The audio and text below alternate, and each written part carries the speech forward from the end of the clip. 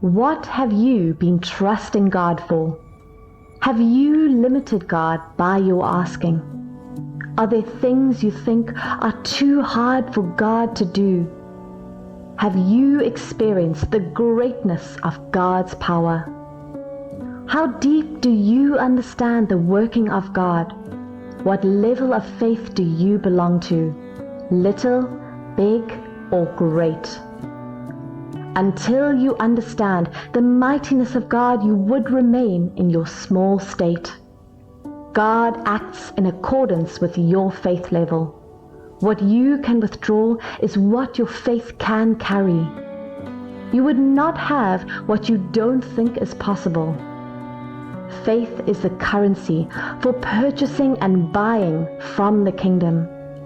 You have a limited God, and that is why you haven't presented that challenge to God. You think God can't do it. You think it is too big to be done. I want to inform you today that there is nothing He can't do if you present it to Him. Only believe. He wants to bless you. He wants to lift you. He wants to cause His face to shine upon you. He wants to make you a wonder on earth. He wants to take you a stardom. He wants to announce you to the world. He wants you to be celebrated. But have you come to that understanding? Have you prayed yourself to that level? Have you raised your faith level? Are you seeing it how He is seeing it? Do you believe He can? You are the limiting factor to your blessing. That issue that seems great, bring it now and see how He would do it. What do you want? It is time to table it to Him. It is not big, great, or difficult as you think. He owns everything. Everything is in His hands. He spoke the word, and all we see today was formed. Present your case to Him, and He would speak the word, and His word never fails. He said we should ask and we would receive, seek and we would find, knock and the door would be opened for us. He didn't say when you ask, you would receive small of what you asked. Neither did He say when you seek, you will find something, or when you knock, some doors would be opened for you. He gave an illustration when making this statement, that can a mother forget her sucking child? Or can a son ask his father for fish and he give him a snake? So our Heavenly Father is waiting to hear you make your request. He is waiting for you to make demands. His angels have been stationed, waiting for orders from God, which is dependent on your asking. Great men have asked for things from God, and they had it. One of such men was King Hezekiah in Isaiah 38. God sent His prophet to inform him to prepare his house, for God was about to take him home. But the king knew the God he served, and instead turned to God and made his plea.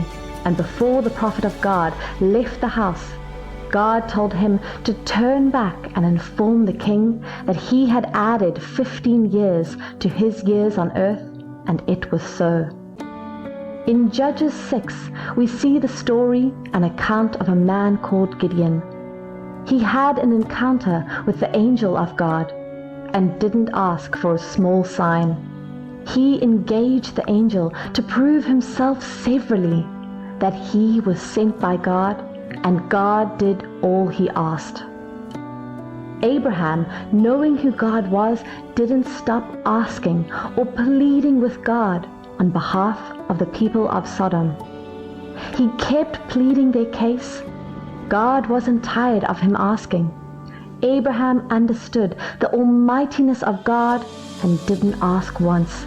He kept asking until he was satisfied. you have remained in your low estate because you haven't asked, and you haven't asked because you believe and think it is too big for God to do for you. John 14, verse 13 through 14. And I will do whatever you ask in my name as my representative. This I will do so that the Father may be glorified and celebrated in the Son. 14. If you ask me anything in my name as my representative, I will do it. Did you see what Jesus said? If you ask anything. Your asking shouldn't be limited. Ask anything. This means you should ask that issue that looks big. Ask the one that looks small. Ask everything, keep asking, and you would see it. Open yourself to the possibilities that God can do. Believe in His words. It is not your duty or responsibility to know how it would be done. It is not your job or task. Your role in the matter is to just ask in His name, and you would receive it. That means every pain, challenge, trouble, or pain you are facing today is because you haven't asked or tabled it to Him. You haven't brought the case to Him because His word made us understand that He doesn't sleep or slumber.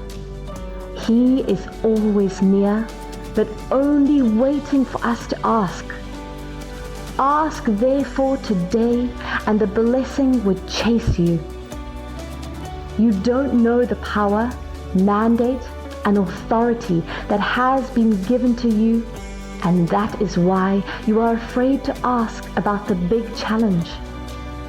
That is why you have failed to call on God concerning that illness that has been declared incurable.